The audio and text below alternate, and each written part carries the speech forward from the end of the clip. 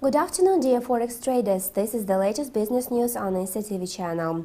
The US economy is growing at a faster than earlier informed tempo.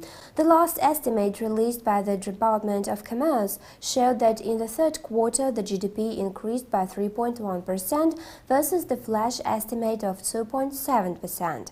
The analysts had predicted the indicator advanced by a mere 2.8%. Yesterday, the US dollar ascended versus the six major basket. It climbed by 40 pips to the level of 79.45 pips. However, the American dollar trend was not formed only by the positive statistics. The threat of the fiscal cliff also exerted influence on the greenback. Before Christmas holidays, the Congress left open the issue of canceling the tax privileges for the Americans earning over $1 million a year, offered by the US President Barack Obama.